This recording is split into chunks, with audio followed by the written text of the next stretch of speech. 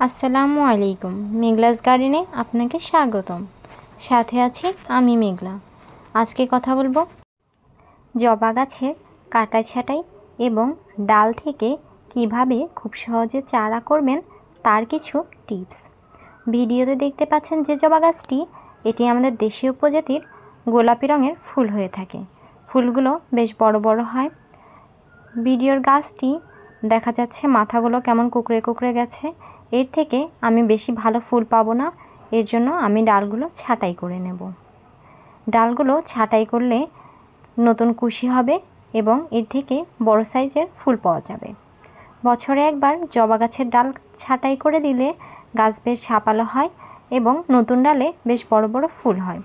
আমি প্রত্যেকটি ডালের মাথা থেকে 10 থেকে 12 ইঞ্চি করে কেটে নেব। আমি সবগুলো গাছের মাথার দিক থেকে 10 থেকে 12 ইঞ্চি করে কেটে নিয়েছি। এর থেকে আমি চারা তৈরি করব। চারা তৈরি করার জন্য পরিপক্ক ডালগুলো আমি নির্বাচন করে নিব, আর বাকি ডালগুলো ফেলে দেব। জবা গাছের ডাল থেকে খুব সহজে চারা তৈরি করা যায়। এবার দেখাবো কিভাবে চারা তৈরি করবেন। আমি এখানে 10 থেকে 12 ইঞ্চি সাইজের একটা ডাল নির্বাচন করে নিয়েছি। ডালটিকে আমি কোনা করে কেটে নিয়েছি এবং বেশ কিছু পাতা ছাঁটাই করে দিয়েছি। এবার একটা 1 টাইম গ্লাসে আমি জৈব সারযুক্ত মাটি নিয়ে নিয়েছি এবং গ্লাসের নিচের দিকে ফুটো করে দিয়েছি, যাতে পানি নিষ্কাশন ব্যবস্থা ভালো হয়, জল জমে গাছ নষ্ট না হয়ে যায়। এবার আমি 2 থেকে 2.5 ইঞ্চি পরিমাণ ডাল মাটিতে পুঁতে দেব।